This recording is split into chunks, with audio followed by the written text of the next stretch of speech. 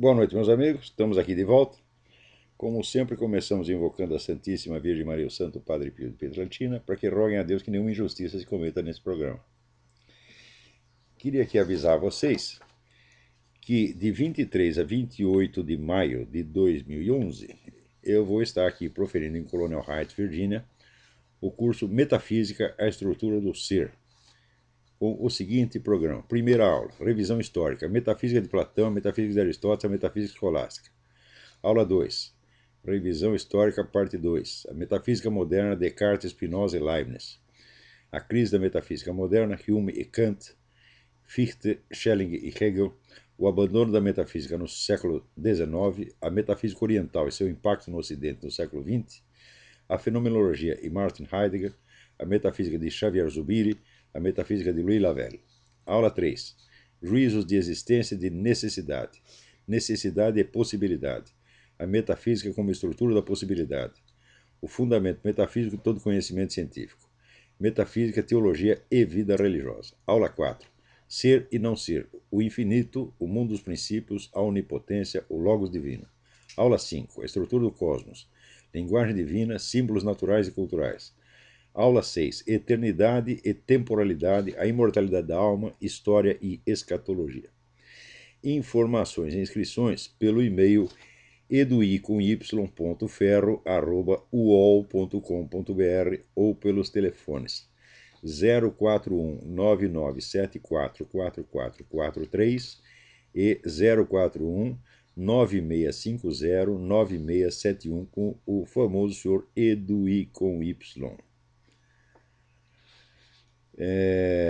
Muito bem, agora, aí em Porto Alegre, o grupo da Opus Dei, que se reúne no Mirador, estará começando, a partir deste sábado, um curso de latim, segundo a técnica do professor Napoleão Mendes de Almeida, e um curso de artes liberais, seguindo a técnica do Trivium da Irmã Maria, das 15h30 às 17 horas, aí no Mirador, em Porto Alegre.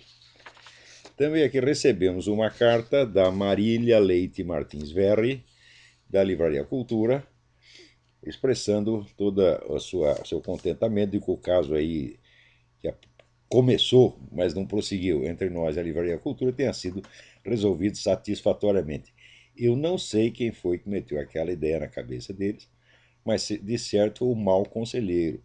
Eu aconselho a Livraria Cultura, livre-se deste fulano que lhes deu esta maldita ideia, porque é um fofoqueiro miserável que fica tentando colocar veneno entre pessoas que são amigas. Nós sempre fomos amigos da Livraria Cultura, pretendemos continuar sendo. Então, acabou a fofoca. Muito bem. Aqui eu recebo uma carta da senhora Raquel Carvalho, dizendo que ela está muito preocupada porque o filho dela vai na escola, na faculdade, e ficam metendo merda na cabeça do garoto, né?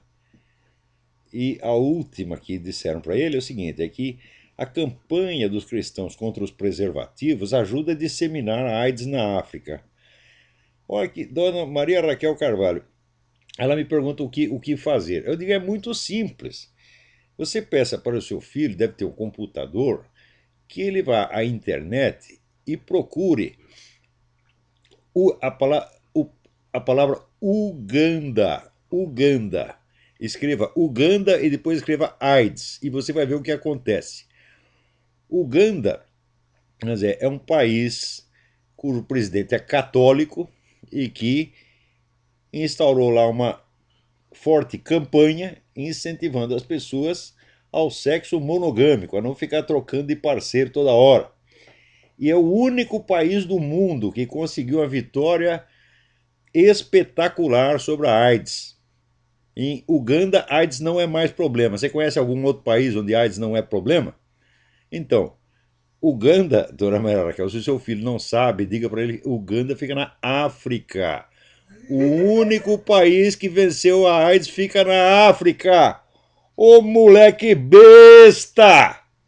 Dona Maria Raquel, puxa a orelha do rapaz e diz para ele estudar.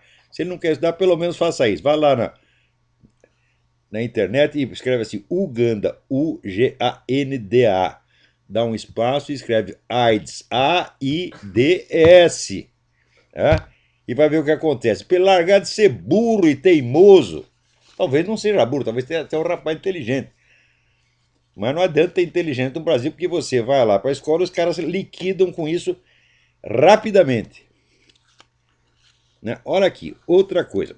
O outro leitor, Márcio Ricardo Rodrigues Melo, do Rio de Janeiro, me escreve dizendo o seguinte: tenho acompanhado seus programas no TrollSpeak e estou com dificuldade em entender um tema que parece simples, mas como nunca foi aos Estados Unidos, ficam sem referência.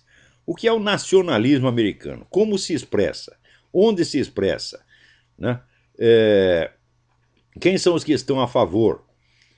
E que resistência pode o nacionalismo americano oferecer àqueles que detêm, se é que detêm, o poder pelo dinheiro, como os Bilderberg? Márcio Ricardo, a sua pergunta é tão importante que eu estou escrevendo não um, mas uma série de artigos a respeito para o Diário do Comércio. Porque em um artigo só não dá para explicar. O tema é realmente complexo. Então, escrevi já o primeiro, já mandei o primeiro artigo para o Diário do Comércio e vou mandar mais. Então, olha, para adiantar o expediente, eu vou ler o artigo aqui para vocês. Então, esse é só o começo da resposta, Márcio. Eu te agradeço muito por essa pergunta. Aqui, então vamos lá. Um leitor, Márcio Ricardo, do Rio de Janeiro, envia-me a seguinte pergunta: que é o nacionalismo americano? Por que canais se expressa? Que grande resistência pode oferecer aos que detêm, se é que detêm, o poder pelo dinheiro, como os integrantes do grupo Bilderberg? Fecha aspas. Meu amigo, você fez a pergunta certa. Esse é provavelmente o assunto mais urgente a ser estudado por quem deseja compreender o quadro político do mundo e fazer previsões razoáveis. É também, por desgraça, o aspecto mais ignorado fora dos Estados Unidos, o que torna a maior parte das análises de política internacional, sobretudo as brasileiras, um extenuante campeonato de erros. Por isso mesmo não hesitarei em dedicar à sua pergunta mais de um artigo, se necessário, sem prejuízo do possível aproveitamento deles como rascunhos para o debate com o professor Dugin. Vamos lá. No que diz respeito ao conteúdo ideológico geral, o nacionalismo americano é, em essência, um conservadorismo, empenhado em manter a tradição constitucional e o legado dos Founding Fathers. Isso quer dizer que a Constituição, na perspectiva nacional conservadora, deve ser interpretada segundo a intenção dos seus autores. Espera aí que tem um sujeito vomitando aqui, é um caso gravíssimo. Melhorou? É? Carmou? Então vamos continuar. Isso quer dizer que a Constituição, na perspectiva nacional conservadora, deve ser interpretada segundo a intenção de seus autores, não deformada por arranjos posteriores, que a pretexto de fazer dela um documento vivo, entre aspas, expressão do Al Gore, tratam logo de sepultá-lo. A ideologia dos fundadores da República Americana foi uma síntese originalíssima que harmonizava as reivindicações práticas do iluminismo com as exigências e princípios do cristianismo bíblico. Parênteses, foi só nos Estados Unidos que se conseguiu fazer isso. Né?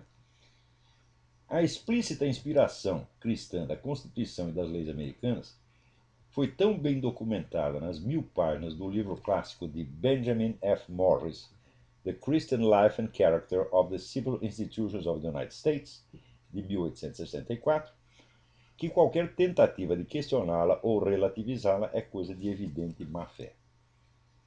Nossa Constituição, afirmou o segundo presidente americano, John Adams, foi feita somente para um povo moral e religioso. Ela é totalmente inadequada para o governo de qualquer outro povo. Os americanos são o único povo em todo o universo que é governado por uma Constituição cristã, que, ademais, tem consciência disso e que continua vendo aí uma das fontes principais de inspiração para suas lutas. Ao ponto de que mesmo os políticos hostis ou indiferentes ao cristianismo se veem forçados a fazer-se de cristãos para não perder votos. Barack Obama, anticristão e pró-muçulmano, submeteu-se a essa ginástica só até o dia da eleição. Tão logo se sentiu seguro no cargo, deixou de frequentar os cultos dominicais, mesmo os da Black Liberation Theology. Isso já basta para demonstrar o quanto é falsa a opinião do professor Alexandre Dugin, segundo a qual o iluminismo materialista e individualista, defendido por Sir Karl Popper em The Open Society and Its Enemies, é a ideologia dominante dos Estados Unidos. Como poderiam 2 séculos de constitucionalismo cristão ser apagados da noite para o dia pelo livro que um austríaco publicou em Londres em 1945 e que, em número de exemplares vendidos na América, nunca foi páreo nem sequer para os discursos de Billy Graham, quanto mais para os de George Washington, Thomas Jefferson e John Adams, para não falar da Bíblia do Rei James. De fato, o popperismo é sim a ideologia dominante da elite globalista. Mas a prova de que esta não representa a população americana nem as tradições do Estado americano é que só consegue, quando consegue, impor as suas políticas, camuflando-as muito bem na linguagem tradicional do nacionalismo conservador. Lyndon Johnson foi um artista nisso. Barack Obama só mostrou algum talento nessa prática durante a campanha eleitoral. Depois de eleito, cometeu gafe atrás de gafe e se revelou.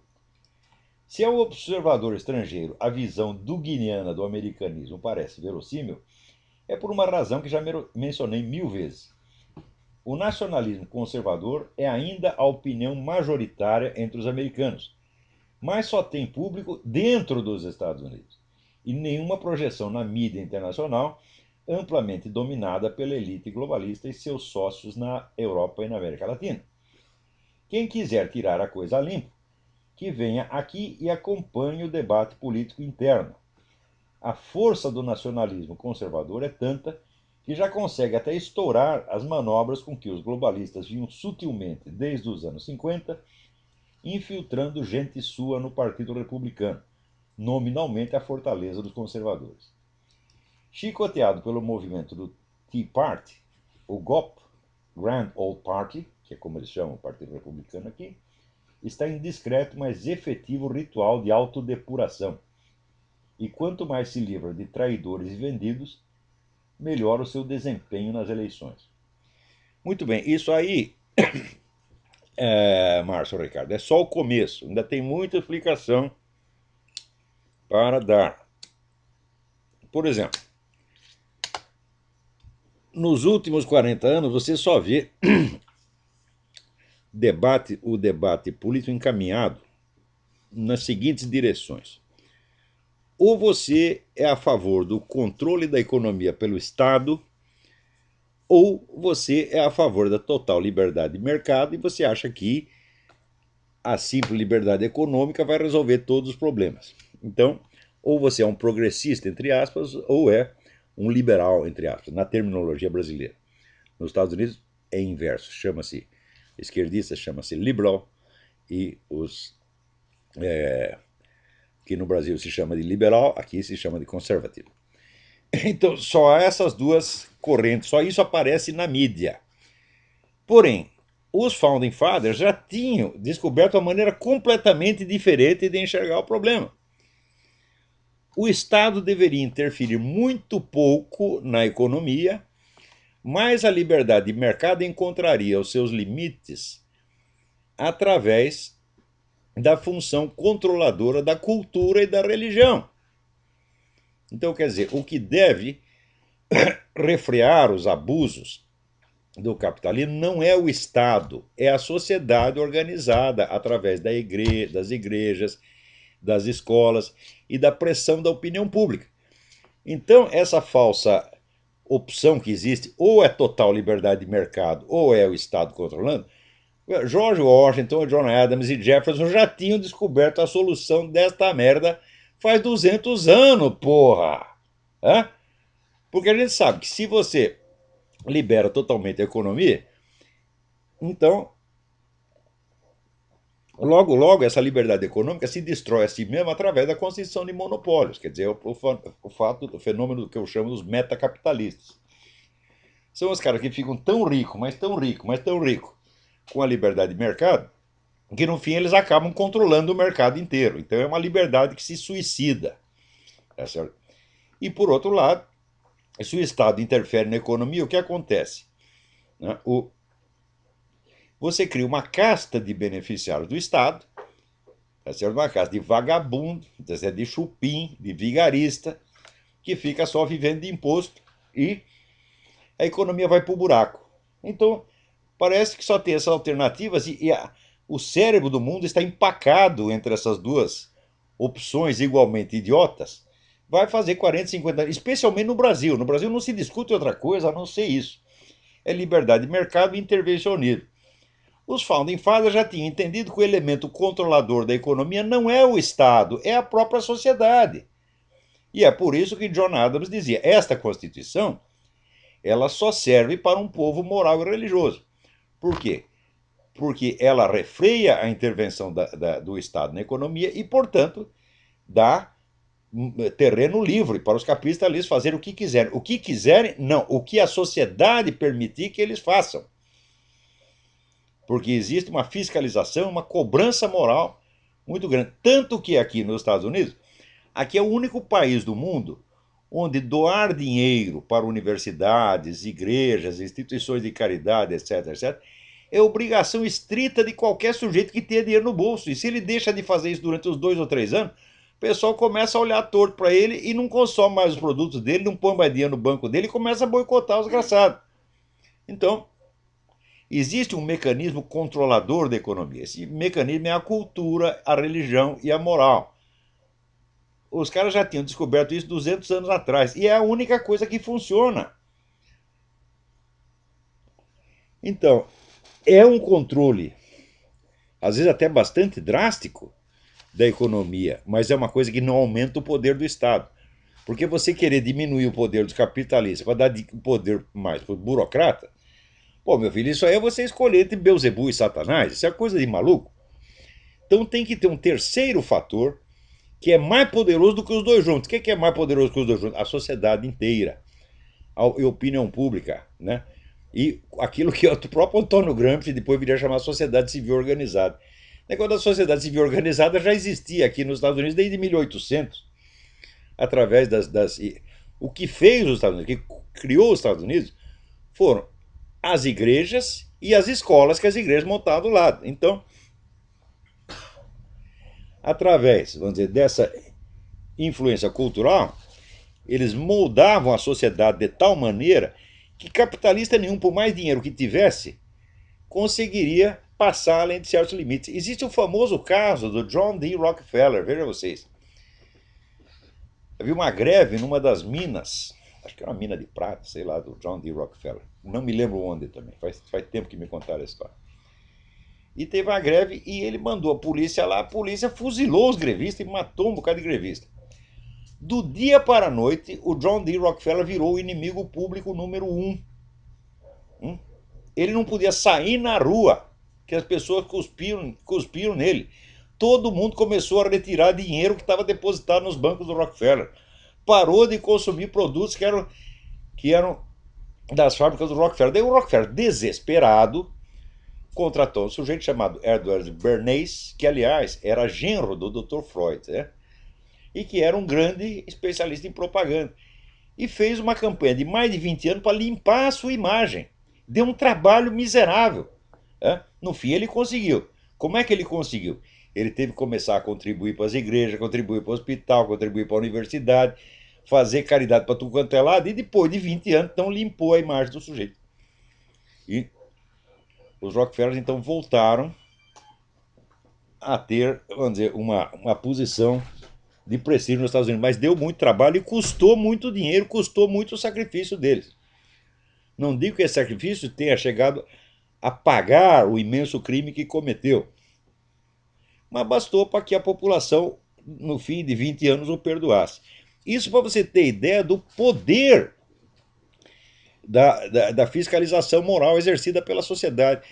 funciona muito mais do que qualquer fiscalização governamental.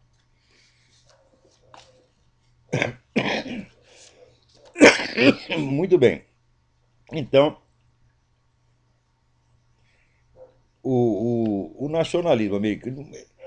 Quer dizer, até aqui expliquei o nacionalismo americano apenas sobre dois aspectos. Primeiro, qual é a atitude dele com relação à Constituição e à interpretação das leis.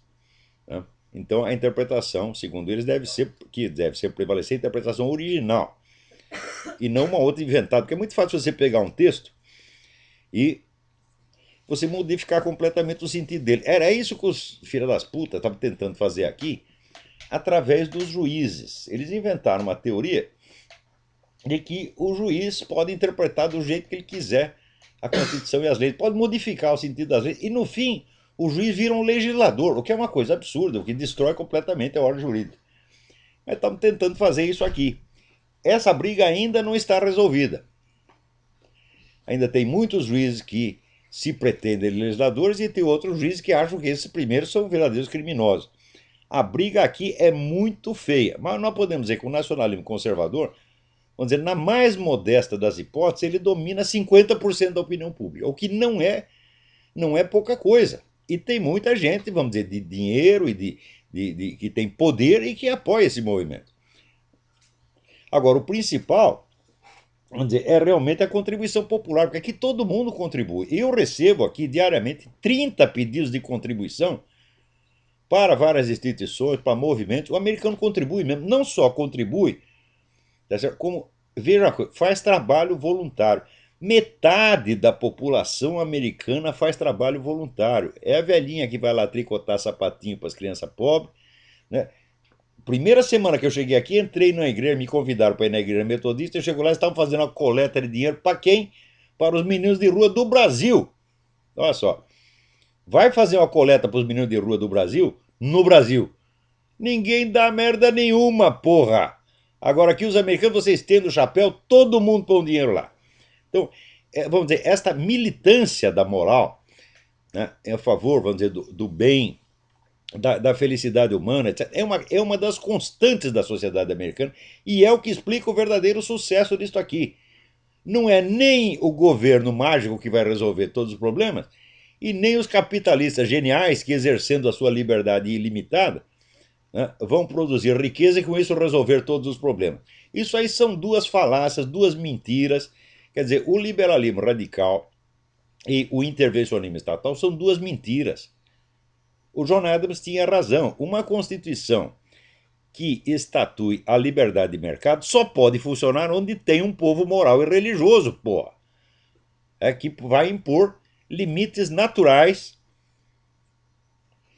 à atividade capitalista quando ela transgredir as leis morais. É só isso que funciona. Você acha que. Por quê? Você pega um país qualquer, onde está o povo do país? O povo está em toda parte.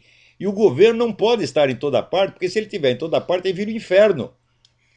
É a coisa mais. Então o povo é o melhor fiscal. Por quê? Porque ele está em toda parte e ele vê tudo.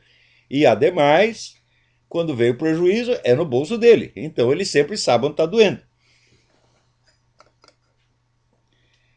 Então, esses aí são dois traços do nacionalismo americano. Mais tarde eu vou analisar, em um outro artigo, eu vou analisar qual é a posição do nacionalismo americano com relação à política internacional. Mas primeiro eu quero ver o que o Dr. Dugin vai responder às minhas primeiras observações.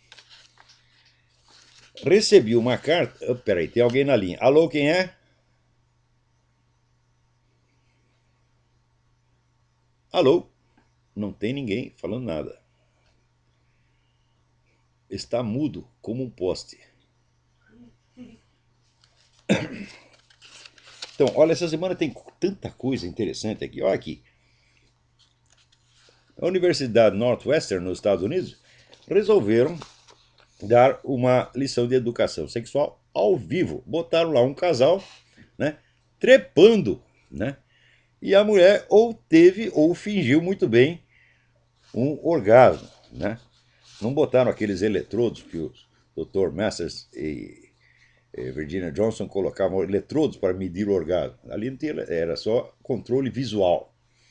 Tá certo? Então, Mais tarde, suponho eu, né, haverá, né, como foi um casal hétero, tá aqui o homem barbudo e a mulherzinha, até bonitinha, né? Não pode ter discriminação, então vai ter que ter aula de homossexualismo ao vivo. E vai ter voluntários para dar o cu. Atividade pedagógica da mais alta importância cultural e científica.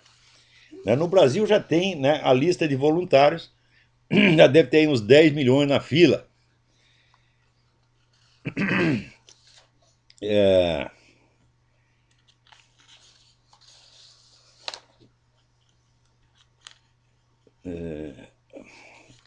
olha aqui, o Rafael Azevedo me manda na cara dizendo, tem um site chamado Escola Kids, né? Tem um endereço no Twitter, tem um site www.escolakids.com, que se propõe a ser um conteúdo de educação para crianças. Veja aqui o que eles ensinam.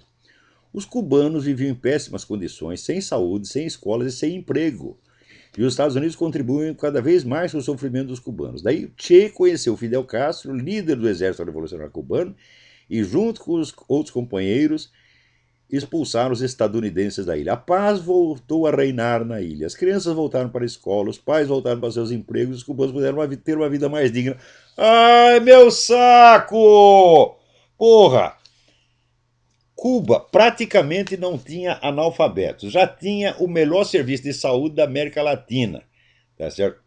E era um ponto que atraía turistas do mundo inteiro. Dinheiro rolava na época. Cuba era a quarta economia da América Latina, daquele tamanhico, era a quarta economia. Hoje é a 32ª, ou 28ª, sei lá, 28ª economia. Então, e a miséria é uma coisa tão óbvia que eles têm que inventar a história de que, assim, tá, nós estamos miseráveis porque os Estados Unidos não comerciam mais conosco, eles proibiram o comércio conosco. Falaram, uai, mas não era o comércio americano que estava pondo no seu cu? Hã? Tirou o comércio americano? Então virou a teoria do bode, né? Põe o bode, tira o bode. Quer dizer, quando estava o bode, era o bode que criava o problema. Tirou o bode, é a falta do bode. Porra, o que dizer dentro de uma coisa dessa? Quer dizer, não é uma questão de opinião política, né? É uma questão de fato, é uma questão que qualquer um pode verificar, tá certo? Nos registros econômicos da própria Cuba. Né? Se eles estão chorando agora, estamos morrendo de fome por causa do bloqueio. Uai, então não melhorou? Então, naquela época do Batista não tinha ninguém chorando que estava miséria. Né? Aliás, quem foi que tirou o Batista de lá? Foram os americanos que mandaram sair, porra. Os caras que estavam lá na Sierra Maestra desceram da Sierra Maestra e chegaram até a Havana sem disparar um tiro pelo caminho. Não aconteceu merda nenhuma, porra. Leiam no livro do Humberto Fontova, tá tudo lá documentado. E o pessoal fica espalhando mentira. Fala, olha, é como essa que diz que a Igreja Católica, proibindo as camisinhas, está disseminando AIDS na África. É só a Igreja Católica está acabando com a AIDS na África, meu Deus do céu. Esse pessoal inverte tudo. A mentalidade revolucionária é uma coisa de louco mesmo. É uma forma de patologia mental extremamente perigosa. E eu acho que as pessoas que se deixam contaminar por isso não merecem respeito, não merecem atenção e não merecem tolerância. Tá certo? Abriu a boca para falar essas coisas, você tem que mandar tomar no cu na mesma hora, porque a inteligência deles é insensível, não capta certas coisas, mas pelo menos sensibilidade anal os caras têm, porra.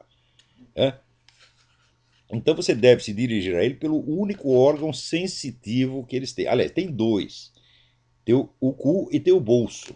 Né?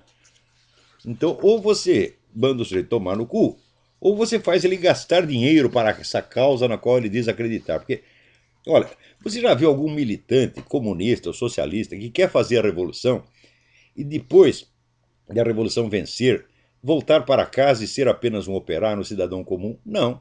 Todo militante socialista está potencialmente no governo socialista quando a revolução vencer.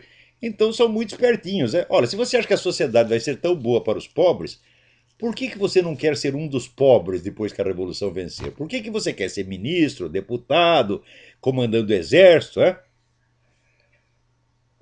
Ninguém quer ser proleta.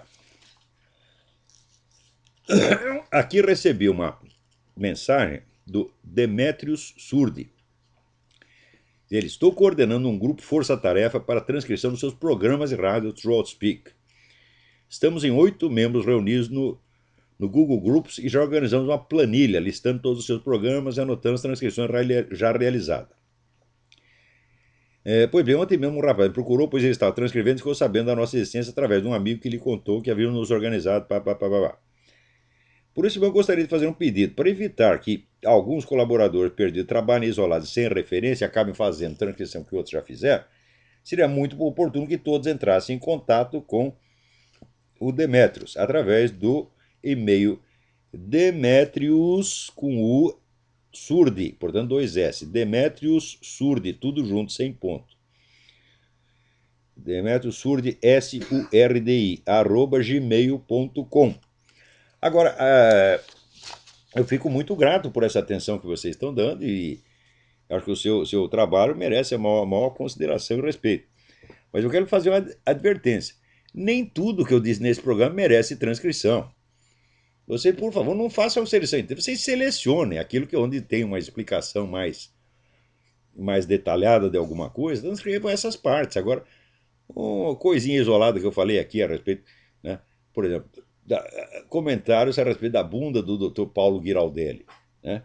Eu não creio que isso seja da menor relevância, nem a bunda dele e nem o meu comentário. Não é isso? Então vocês selecionem aquilo que tenha realmente algum valor mais permanente e possa exercer algum benefício pedagógico para as pessoas. Porque daqui a uns anos ninguém se lembrará de quem é o seu Paulo Giraldelli e muito menos se lembrará da bunda dele, né?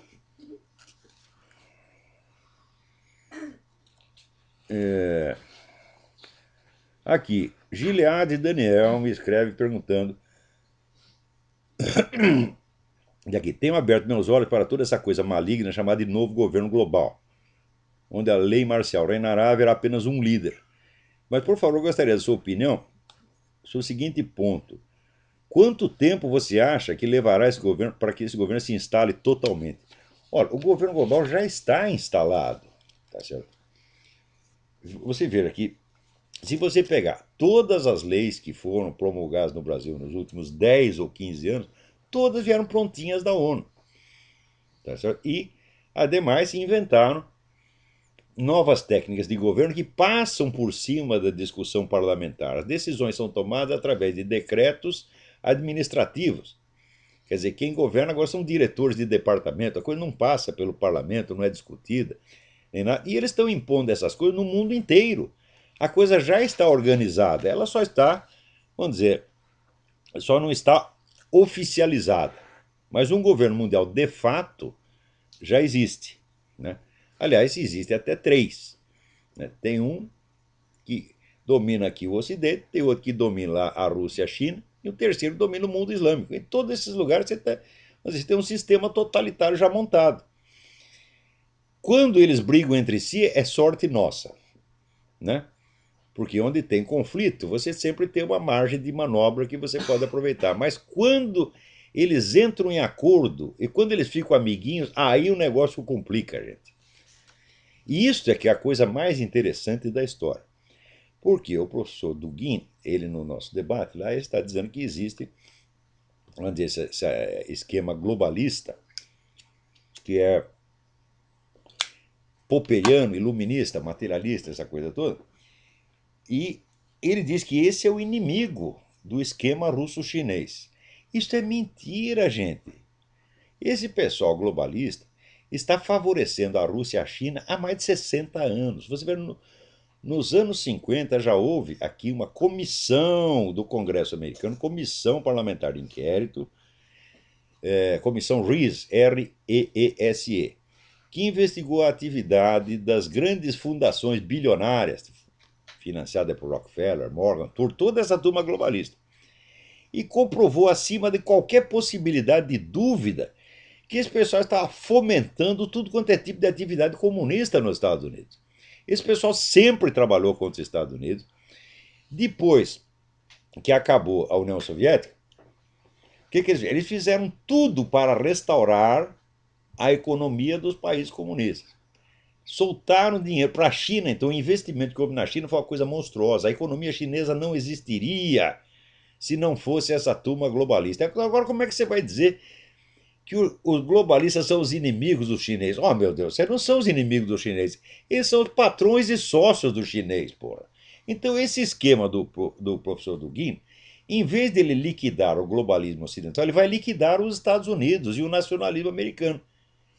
E daí estará tudo maravilhoso, porque sobrará somente os três esquemas globalistas e eles farão as pazes. Isso é o plano do professor Dugin. Farão as pazes e dominarão o mundo. Agora, acontece que, no meu modesto entender, o esquema russo-chinês pode fazer as pazes com o globalismo ocidental, porque eles já andam de mão dadas, né? Mas o Islã jamais vai consentir em ser governado por essa gente. Tão logo a resistência nacional, as últimas resistências nacionalistas, especialmente dos Estados Unidos e de Israel, sejam removidas do mapa, aí é que vai começar a briga. Hein? A briga vai ser entre o Islã e o esquema russo-chinês, e os outros dois esquemas globalistas, especialmente o russo-chinês. Se eles pensam que vão conseguir controlar o Islã, estão muito malucos. Hein?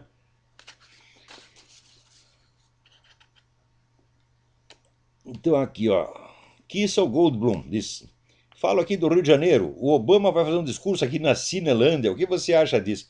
Aí eu acho uma maravilha. Eu acho uma maravilha. O lugar do Obama é o Brasil. Por que vocês não seguram ele aí, não põem ele na presidência da República, porra? É?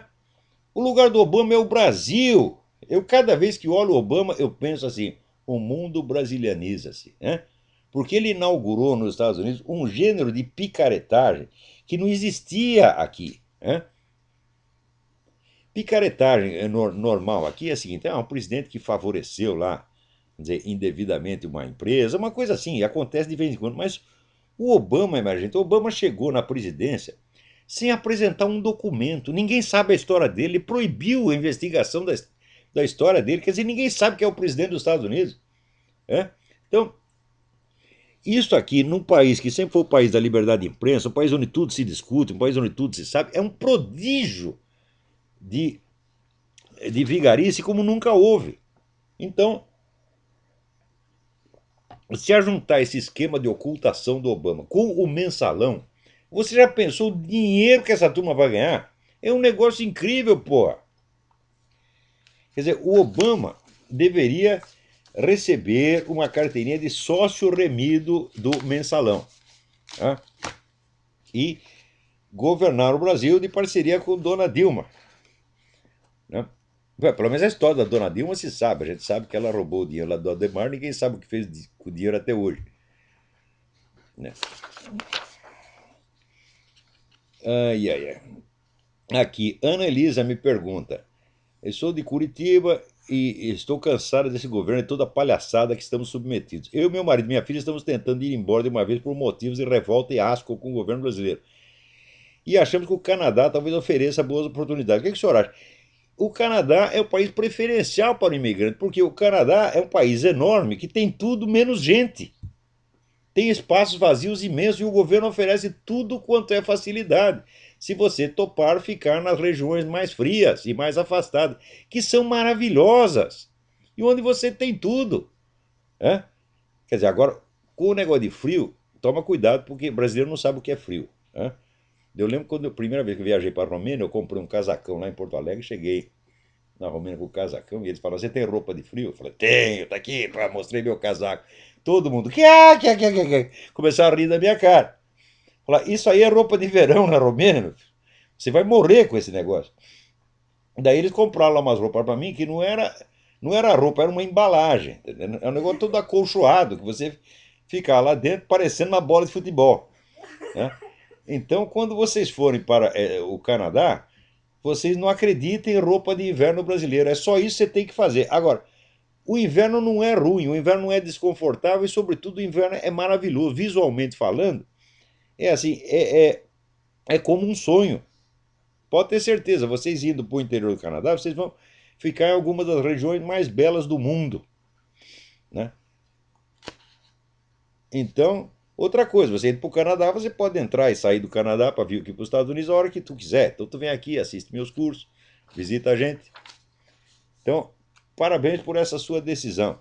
Eu tenho um amigo que mudou para o Canadá faz muito tempo e ele chegou lá, ele estava estudando medicina, completou o seu curso lá no Canadá e abriu um consultório no bairro português, dos imigrantes portugueses. Ele era o único médico que falava português, ficou milionário. Né?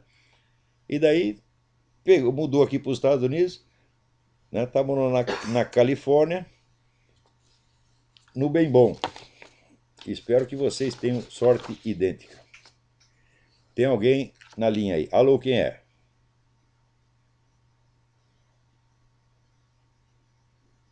Eu não estou ouvindo nada.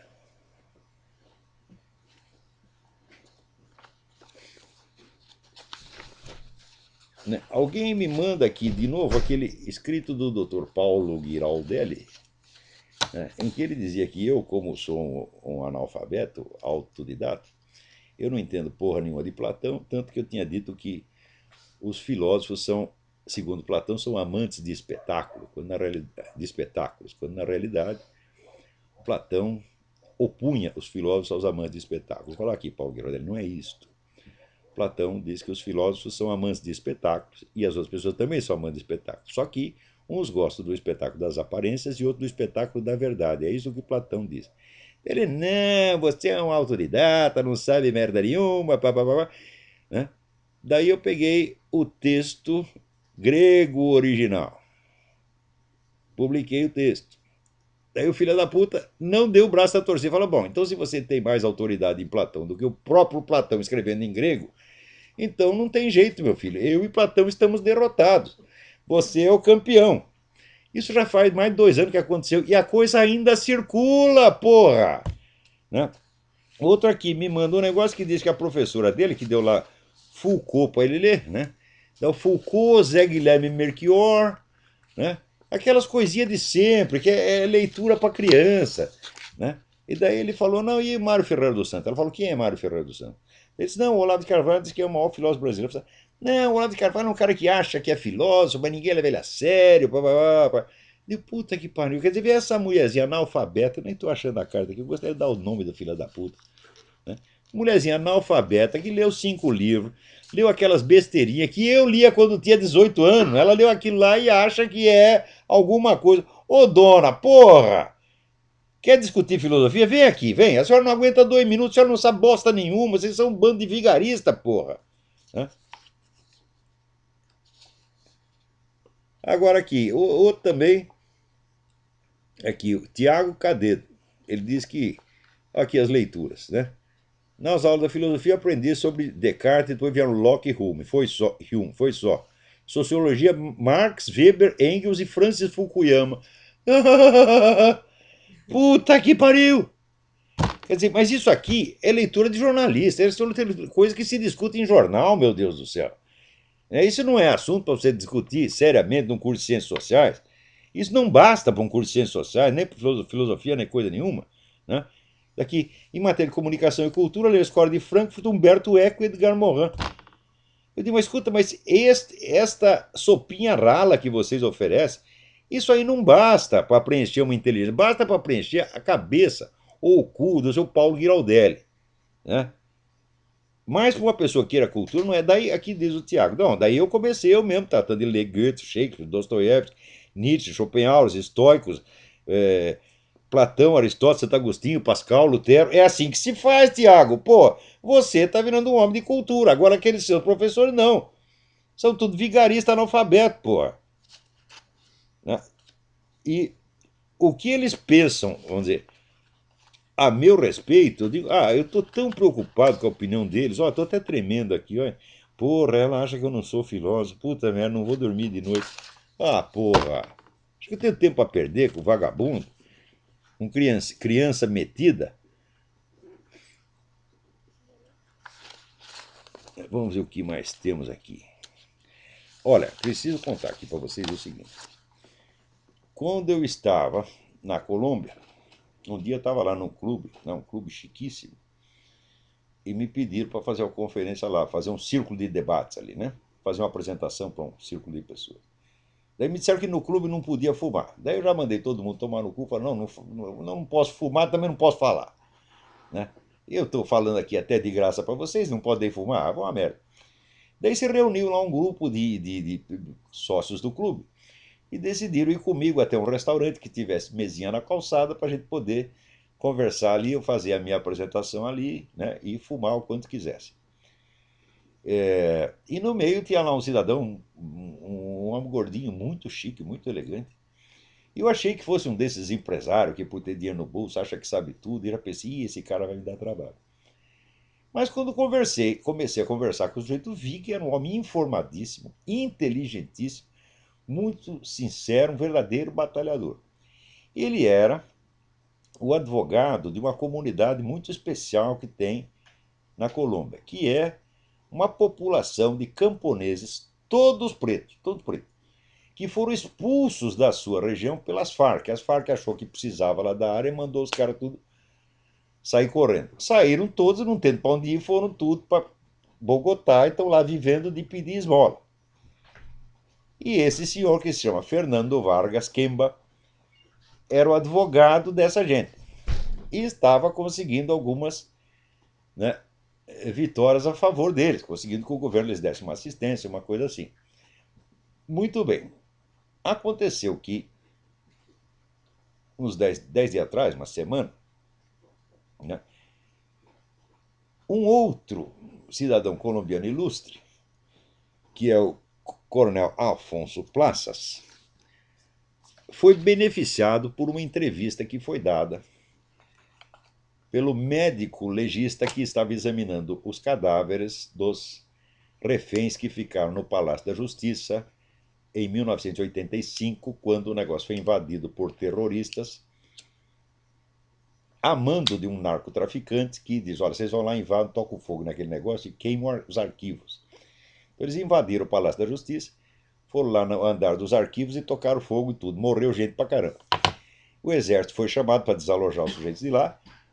O exército, então, a tropa, sob o de tanques, sob o comando do coronel Afonso Plas, foi lá invadir o lugar, salvaram centenas de reféns, mas morreram lá dentro 95 pessoas. Não, 91 pessoas. Né? Então, aconteceu que depois só apareceu o cadáver de 64. Né? Daí o pessoal da esquerda inventou que o coronel Plaças tinha retirado alguns dos reféns, levado para a escola de cavalaria, matado os caras e escondido os cadáveres. 2 semanas atrás, o médico legista que examinou os cadáveres disse pela primeira vez: olha, o Ministério Público, quer dizer, a promotoria que acusou o coronel Plaças, só me entregou 64 cadáveres e os outros 27 estão lá guardados. Por mais que eu peça, eles não me entregam. Então, quer dizer, quem desapareceu com os desaparecidos? O próprio acusador do coronel Plaças. Quer dizer, é um crime horroroso, crime hediondo. Quer dizer, você some com um cadáver para depois lançar a culpa no outro. Então, a hora que o sujeito confessou isso, falou: bom, agora vai ter que reabrir o processo do coronel Plaças e naturalmente vai ser libertado e voltar para casa. Saiu isso, 2 dias depois os caras se vingaram em outro. O pessoal da Farc metralhou o carro do doutor Fernando Vargas quando ele estava levando as suas crianças para a escola. Ele e os meninos escaparam vivos por milagre. Então, olha, é muito significativo. Quer dizer que se sentiram humilhados, porque as Farc já sofreu tanta humilhação lá, sofreu mais uma com essa entrevista do legista, que inocentou o coronel Plas, que eles tinham tido tanto trabalho, investiram tanto dinheiro para botar o coronel Plas na cadeia, falhou tudo, tá, o esquema começou a vazar água por tudo quanto é lado, eles se vingaram, né, em alguém que é um partidário do coronel Plaças e que é, mais ainda, um grande inimigo deles, que é o doutor Fernando Vargas. Olha só, com que tipo de gente nós estamos lidando. Então, eu queria contar essa história para vocês. Muito bem. É...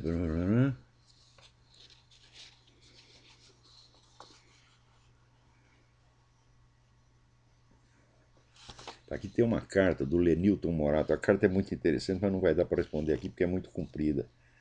Eita.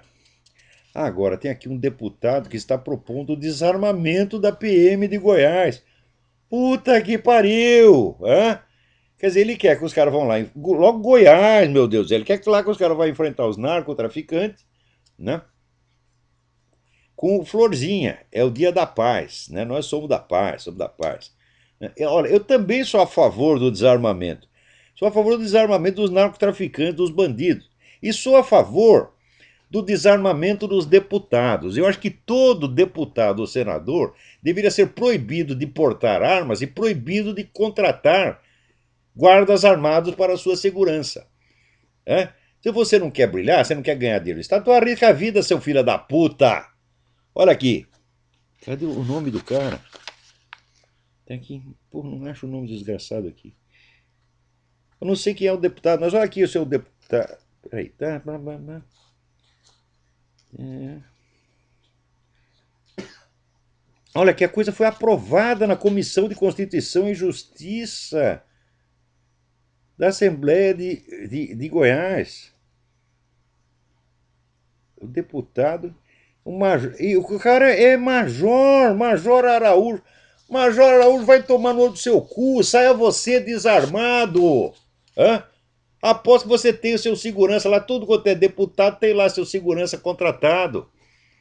Hã? Então, se o cidadão não pode andar com um revólver na cinta, muito menos pode você andar aí com segurança armada, muito menos pode o seu presidente da República, tá certo? Ou essa vagabunda que governa o Brasil, mentirosa, salafrária, Dona Dilma. Dona Dilma, saia pra rua sem seus seguranças. A senhora não é tão valente, né? A senhora cometia aqueles assaltos desarmados, a senhora é com estilingue, né? Quando ia assaltar banco, essas coisas. Ora, porra! Quer dizer, o que eles querem é todas as armas para eles. Eu aposto as duas bolas do meu saco. Elas estão velhas, gasta, mas são minhas. Eu aposto as duas que você, com a carteirinha do PT, você obtém um porte de arma muito mais rápido do que o cidadão comum, que leva 6 meses ou 6 anos. Eu aposto as duas bolas do saco. E além disso, né, nem precisa de arma, porque você tem toda, né, já tem o esquema armado. Você tem essa turma do MST, tudo armado. Você tem a turma das Farc, tudo armado, e o Comando Vermelho, que é sócio das Farc, Comando Vermelho, PCC, que é sócio das Farc também. Tudo armado para proteger vocês, porra. Né? Você já viu essa turma do MST invadir fazenda de algum senador petista? Quando que isso aconteceu? Nunca. Invadiram até a do Fernando Henrique. Mas de petista, não. Ali é território sagrado, ali não se entra. Então vocês estão cheios de gente armada para proteger vocês e vocês querem desarmar a população. O cidadão honesto que compra uma arma na loja e registra a arma legalmente. Me diga uma coisa, quantos crimes foram cometidos no Brasil nos últimos 50 anos? Não, nos últimos 100 anos, com armas legais compradas em loja. Então, vocês não querem desarmar os traficantes, porque os traficantes são seus sócios.